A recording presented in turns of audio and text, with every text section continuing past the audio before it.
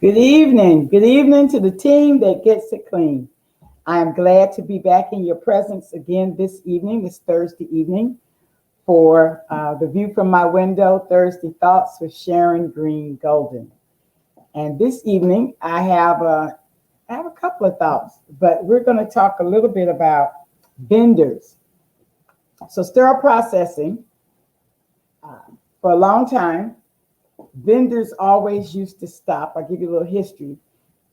In the OR, they dealt with the OR and the OR only.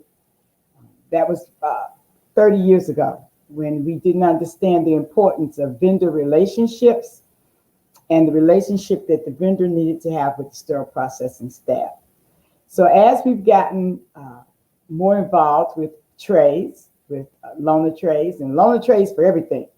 It's not just knees and hips anymore, backs, shoulders, ankles, ears. We have vendors coming in with all kinds of things. But if it is something that has to be processed for your patient, it is imperative that the vendor have a relationship with the sterile processing team, and especially the leadership team, the team that makes the decisions as to whether things can be brought in, when they should be brought in, how they should be brought in, and how we're going to take care of them. And then the vendor being able to understand that he is part of your team. Hi, Mark. The vendor is part of the SPD team. Now, he's part of the surgical team because vendors come in, they have different roles and different reasons that they're there. But they not only bring trays in, but they are there to assist the physician in certain cases. Some physicians will not do a case without the vendor rep being in the room to give some guidance, not to do the surgery. It should never be at the field, but to give some guidance to help them understand what they're seeing on the x-ray if that's what's needed, and to make sure that the instruments that they have brought in work. But vendors have my big word for the day, have a fiduciary responsibility to be part of the SPD team. Because if they don't do what we need for them to do when they're bringing in those trays, they can hinder a patient's surgery. Have I ever canceled the surgery or held the surgery up because the instruments I got, I didn't feel good about them. I didn't get any IFUs. I couldn't find the IFU. The vendor was giving me some dog and pony show. Yes, I have. Because you will always hear me say, I work for the patient. I want the doctor to have what he needs. I want him to have everything that he needs, because if he has what he needs and his case is smooth, the patient gets the best end of the stick. But at the end of the day, I work for the patient. It is our job in sterile processing to make sure that every bit of what we have to do is covered. So vendors. So we have vendors that come in, and for years, we had vendors that had relationships with the OR team. They had relationships with the OR ortho team, the OR neuro team. They were like thick as thieves. They were just in there. And with those relationships was trust. But what I have found in the latter years, now that hospitals have awakened and realized that they're in charge of the instrumentation that comes into their hospital, and that they too work for the patient, we have other guidelines. I have a vendor policy that I work with that has all the rules and regulations so that everybody knows the rules of engagement when they're bringing trays to my hospital. It's awesome that Mark is on. He was the lead in getting our loan and instrumentation policy put together for issue. And a very good bit of information is there. If you follow that, you'd be okay. But I have a thirsty thought about vendors because I had an incident this week, and we'll talk about that in the second half. But what I wanted to let you know about vendors is that they're not in charge of you. SPD Nation, the team that gets it clean, CSSD, whatever you want to call yourself, the vendor is not in charge of you. Hi, Casey. The vendor is not in charge of the SPD. I've had vendors come and tell me what I ought to do, what I should do, how I can do it. I've had vendors walk in my door with a tray late and tell me, oh, it's not a problem. You can just put it in the one tray. No, boo. No. That's not how this works. Because, see, I gave you the policy and I gave you the rules of engagement. And at my hospital, I want the instruments at least 24 hours before the case. But you don't walk in at 7:30 and tell me you have something for 7:30. Because at that point, I am now calling the physician to let the physician know that you just walked in at 7:30 with some instruments and you decided on your way over to the hospital that we could one tray them. One tray is for immediate use steam sterilization. And that's another thought, but we should only be doing immediate use steam sterilization when it's absolutely, positively necessary. And a vendor showing up at 7:30 because he didn't want to bring them the night before or he didn't want to take the drive is not correct. So to you all know you're my team that gets it clean, because the bottom line is we have to clean them first. I can't just run and put it in the one tray and go running. I have to, when you walk in the door, I've now got to assess the tray, check the tray out. We've got to clean the tray. We cannot clean fast. That is not part of the IFU. I've read many IFUs. I've read IFUs that I call the good, the bad, and the ugly. And none of them have ever stated in English, that's the language I read, clean the instruments fast. Because you can't do it. You cannot go in and check your instruments out and clean them fast. So I've got to clean the instruments. I really want thermal disinfection, if at all possible. That means I'm putting my instruments in a washer disinfector. Now I can do a quick cycle, but my quickest cycle is about 25 minutes. So 25 minutes, then it's got to come out. Then I've got to check it for cleanliness, right? So we're not going to do that case at 7:30. Even with the one tray. And items in my one tray go in my sterilizer, and they're done in about 17 minutes, 0.10 seconds. But I have to a lot of steps before I get to that. So vendors cannot tell me anything. What I want a vendor to do for me is I want the vendor to understand he is part of the SPD team, and that I rely on him to bring his instruments in complete. I rely on him to be able to tell us the hard parts to clean. I rely on him to tell us how to take things apart, how to put them back together if they go back together. I rely on him to be sure that at the end of the case, all of his instruments get back in the tray and don't go in the trash. So the vendor is part of my sterile processing team. I rely on him to bring me the IFUs. I can get them, but my policy says he's supposed to bring them the first time. And I insist that my vendors bring the policy, the IFU. Now, what I have found is that I'm only going to talk about my transparency. I'm only going to speak my truth. Some of my vendors have been at the hospital 25, 30 years, and 5 years later, they still think they run the hospital. And so it causes a problem. But I've told my vendors that they have to sign in their trays. We're still signing in trays the old-fashioned way, Mark, but we are going to get a computer system in. We're working on that. You have to sign your trays in with a human being. We have to go over what you brought in. We have to ascertain that all the pieces are there. And then we're going to clean them. Then we're going to check them, dry them, put them back together. And we're going to process them for our, as in me, you, the vendor, the doctor, our customer. And in doing that, we're going to follow the instructions for use. So right now, we're going to stop and take a commercial. I'm going to come back and tell you why I have this Thursday thought. Thank you. Team that gets it clean, I'll be back in a minute.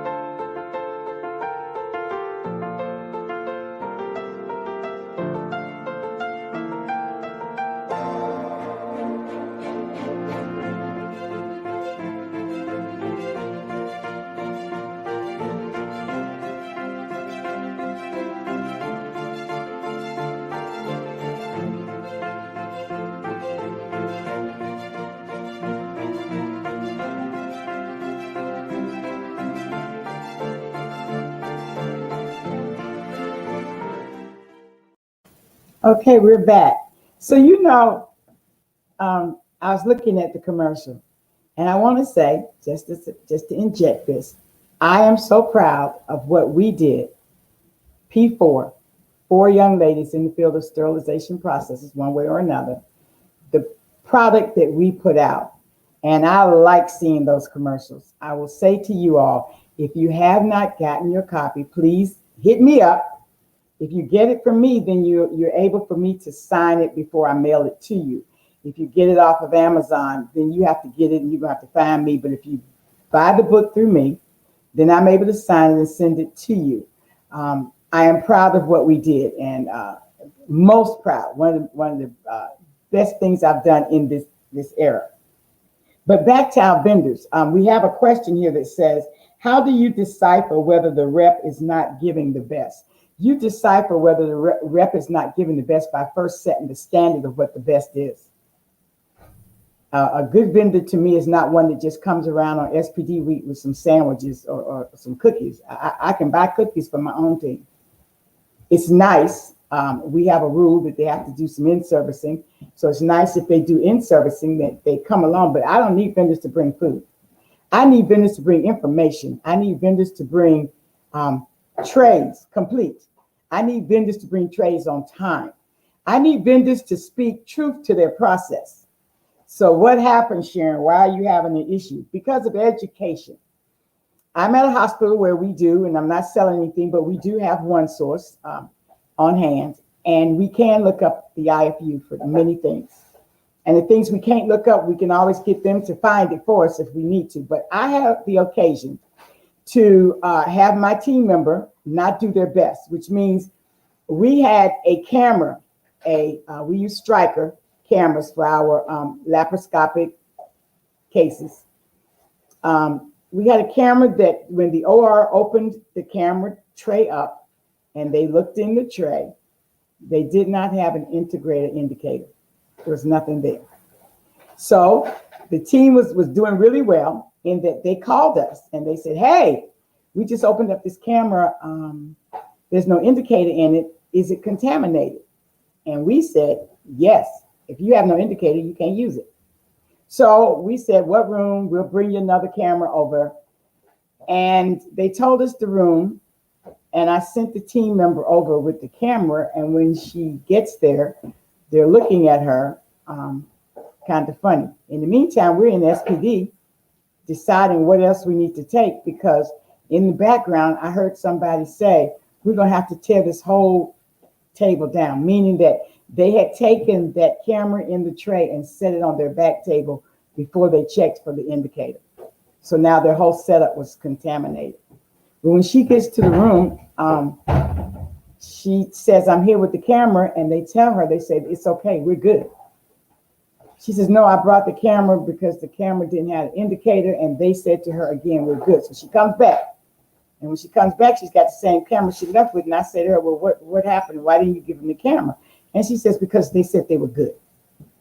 So I called the room.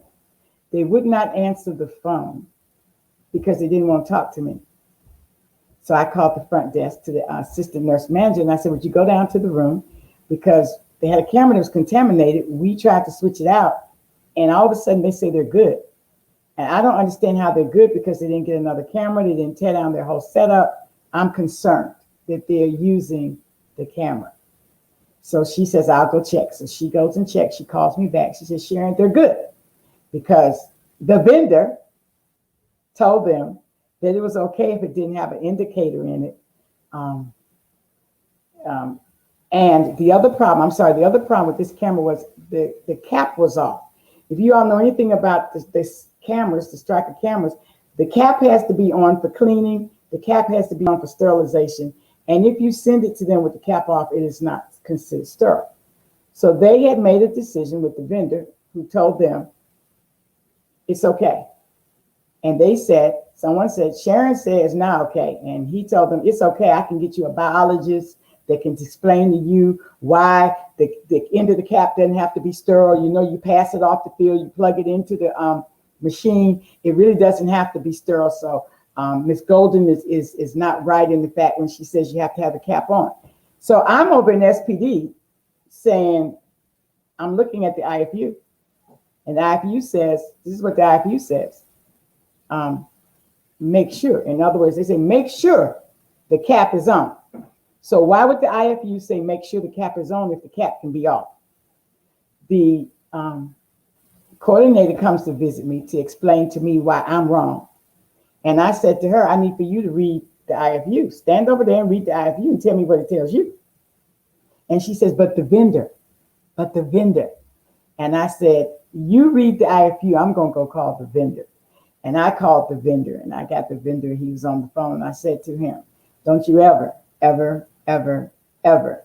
give erroneous information to my team members, because at the end of the day, who gets the short end of the stick?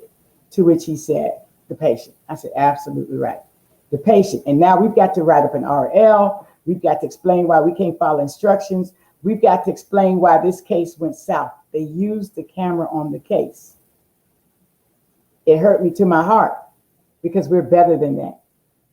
And I said to the vendor when he came to me eyeball to eyeball, I said, you have not read your own IFU. Therefore, you're not qualified to give any information out about the IFU.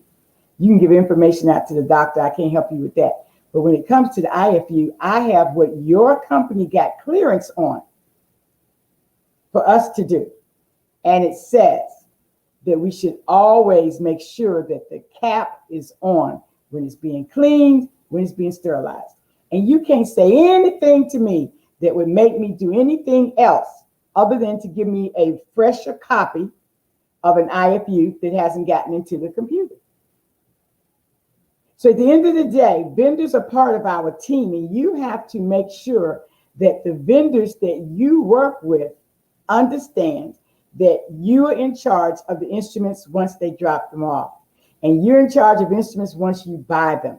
So once I buy the camera from the Striker company, the vendor's no longer in charge of the camera, how it gets processed, what container it goes in. He's no longer in charge of that, because now we're capable as professionals in the field of sterilization processes. We are capable of reading the IFU for ourselves. And I'm going to tell you, CS Nation, team that gets it clean, read things for yourself. Do not allow people to come and tell you something. You're better than that. You can't come tell me anything. I can't walk into your house and tell you how your chair ought to be in the corner. For number one, that's not my specialty. Interior design. Number two, this is not my house. And if you like your chair sitting in front of the door, that's your business. And if you tell me that's what you want, that's your business. Where in SPD, when instruments come to me, they become my business. They become the business of the team in SPD. And we're doing everything within our power to make sure that we're on top of IFUs, that we're following the instructions, that we cleaned it correctly, that we made sure it was working. We're doing all we can do because we work for the patient. We don't work for the vendor. I don't work for a sandwich or cookies on SPD week. I don't work for pizzas. I work for the patient. Vendors aren't really signing off on bypassing the processes because they do not want the legal. You're absolutely right. This is from CS Assist. They don't want to be in the legal realm of trouble. So now that we did this,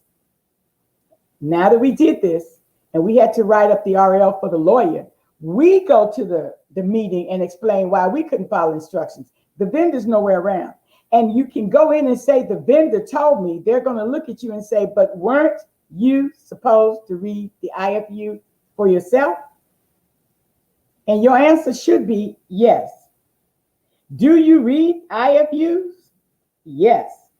Do you read them and then follow them? Your answer should be yes. Well, if you're doing all these yeses, how did you get a camera used that was contaminated?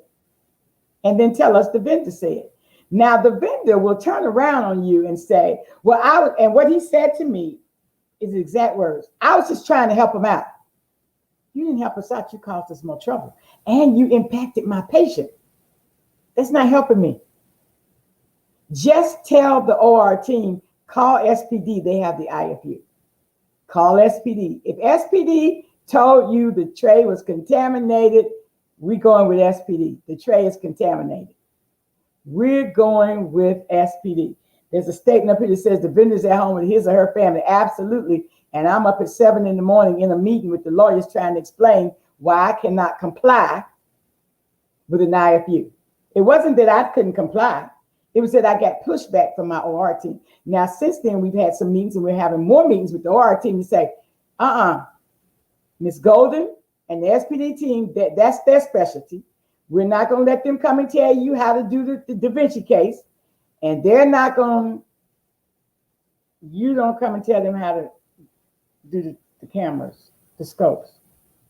Everybody is a team together. Everybody has a specialty on that team. So if your specialty is cleaning the item, that's what you should be specializing in. You see, I take the analogy of growing a plant. If your job is to plant the seed and my job is to water the seed and someone else's job is to be the sun, and instead of planting the seed, you're trying to be the sun. Instead of watering the seed, I'm trying to plant the seed. We're all out of our realm of specialty. Therefore, we never grow anything because we were not in place. SPD is a specialty. We are professionals, and we're professionals in the area of cleaning, checking, putting back together, processing according to the IFUs and the parameters of sterilization, items for patient use. And nobody, unless they bring you something that shows you not bring you their words out of their mouth, bring it to me on your letterhead signed by your company president that says, yeah, as of yesterday, we changed the rules and the FDA knows they've cleared it. Here's the clearance. You have to bring all of that to me. You can't just come and start telling me stuff because it doesn't work. Education. My vendor's supposed to come and educate me. But what I will tell you is that I have found that a lot of vendors are not educated themselves. And I have spent a lot of time. If you talk to any vendors that have spent time with Miss Sharon Green Golden, they would tell you the one thing she does is educate, educate, educate, and educate on their process, on their product, with their IFU. Because you see, at the end of the day, the vendor is just an extension of the instruments that he brought in. And once he brings it to you, they're yours to handle and to take care of. You know, I've had vendors come in and say, well, I'm just going to take, you're not going to take no instruments nowhere. I'm sorry. Once we borrowed them, until we give them back to you, they are our instruments, right? And if any of you all know anything about the billing, we pay money for the instruments, either by buying the implants or whatever, or we pay a loaner fee. So these instruments are mine until I clean them and give them back to you. And unless I'm asking you to come and help me, you need to stay out of my way with the instruments. We are professionals. We know how to bring them to the room. We know what room it goes to. We are professionals. And you, if you will listen to me and listen to the rules of engagement, vendors are part of my team. And together, we put these trays together for the patient. I will put in another little thought. I tell my vendors, you need to tell me what comes apart, how it comes apart, how to clean it, how to put it back together. And I have a paper because I don't have the computer system yet. But at the bottom of my paper, before a vendor signs his name, I have a caveat. And the caveat says, if the vendor's name is John Smith, it says, I, John Smith, by signing this paper, ascertain that these instruments are, because I'm checking them, clean, working correctly, there's no cement, there's no bone, there's no blood, there's no hair. These instruments, upon my inspection, are ready to be processed. Now, when the vendor signs that, what I tell my team member, the vendor, we may not get it right because we're human beings and things happen. We may get a tray in the room that had some bone on it. But when they call me and tell me that it is contaminated and they think it's bone or cement, I am coming to the room with the paper, and SPD and you, vendor team member, are going under the bus together. Because I will tell your best friend, Dr. Boo Boo, who you keep buying sandwiches for, that you signed the paper and you stood there and physically checked those instruments. My vendors get dressed out, put on gloves, and they come across the line and they check their trays. Nobody else is just there. And if there is a problem, we all go under the bus together because we are a team. We are a team. There's a question that says, have you or your team been placed in a compromised position by a cavalier vendor? I have. I've had a vendor stand in a room and watch the doctor tell the team to do something he knew was wrong. They knew was wrong, and they did it. They processed an explanted implant and put it back in the patient. And when I studied my strips and looked at it, and I saw that on the paper they wrote sterilized an explanted implant, I went ballistic. I was like, we did what? And the vendor was there with the box that they come out of that says single use only. And I asked the team, I don't have an eye for you to clean the explanted implant. Where did you get yours from? And how did you clean it? To which they told me, I went to the scrub sink and scrubbed it with a baby down brush. I rinsed it off, and then I put it in sterilizer. I thought 10 minutes was going to be good. So they had all those thoughts. And the vendor was there. And we compromised that patient's life. I say we because I'm part of the surgical services team. And when we went before the tribunal, the doctor threw all of them under the bus because his words were, had they told me that this could not be sterilized, I wouldn't have done it. I asked them, yes, I told the nurse to sterilize it, but she never told me that she couldn't do it. The vendor never said it couldn't be done. No one at the field said, hold up, I don't think this is right. So he threw them under the bus. But when they asked each person in that room, why did you do this? They said, I felt it was wrong. I knew it was wrong, but I was intimidated by the doctor. You don't work for the doctor. You work for the patient. The patient's the one who's going to have their leg amputated, not the doctor. And the vendor distanced himself way away and said, nobody, I was there to do my part. No one asked me. So he kind of tried to wiggle his way out. But at the end of the day, we impact a patient's life. Vendors do not control your SPD. They're part of your team. They are there by invitation, and invitation only. And when you bring somebody in there by invitation, you can uninvite them too. I've had some vendors that can no longer come into my hospital because we will use their product, but that particular vendor can no longer come in because he crossed the line. He did not play the game by the rules. And I gave them the rules of engagement. And so I just go to administration and say, this isn't working. We're going to kill somebody. And when you tell administration we're going to kill somebody, they start listening. Hi, yes.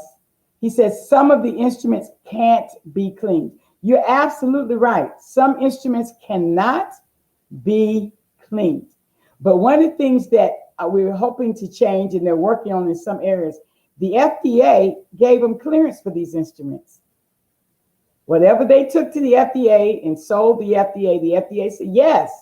Now, I do believe that all instruments should go through some sort of sterile processing to be vetted and to be cleared, and for us to tell them, yes, we can clean it, no, we can't.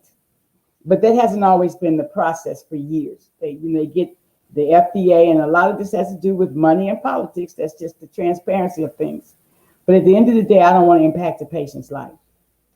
And at the end of the day, all of my vendors, and I'm nice, I'm smiling, all of my vendors know the rules of engagement so they can play the game so that we all take care of the patient. They are part of my team, but they don't run the SPD, so they cannot override me. So I guess at the end of the day, my Thursday thought is that a vendor cannot override the SPD team and manager. No, he can't. Not while you're standing there with the IFU. But you must know your stuff. We are professionals, and your fiduciary responsibility is to know what you're doing. So you don't have to have it memorized. Just go and pull out your IFU and just be willing to stand with the IFU and say, this is what the IFU said to do. On this occasion, the IFU said the cap must be on. Be sure the cap is on. Be sure the cap is on when you clean it, when you sterilize it, which means the only time the cap is off is when you plug it in the machine. And so that irritated me to the point that it was my Thursday thought. And this was my Thursday thought for 2 weeks because I've been holding this for 2 weeks. The vendor has since come and apologized, but that didn't help that patient. He apologized to me. I'm like, you didn't harm me. You harmed the patient because you sold the OR team a bag of bricks. Absolutely. You must know your stuff. Always pull the IFU. If you don't remember, because I would tell you, when you're with a group of people, some people say, yeah, I think the cap is on. No, I think the cap is off. That's not the way you do it, professionals. What you do is go pull the IFU and read it.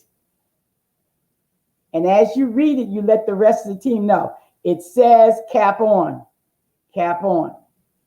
So my Thursday thoughts about vendors and their role in sterile processing, their true role in the surgical services department. They are part of the team, absolutely. But they are vendors.